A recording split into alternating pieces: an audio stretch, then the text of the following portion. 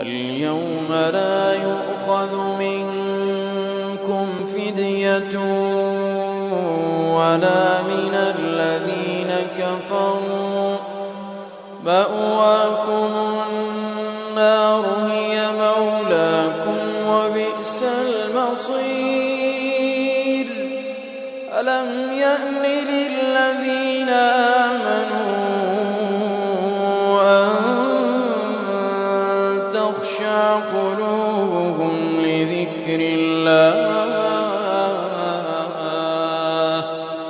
وما نزل من الحق؟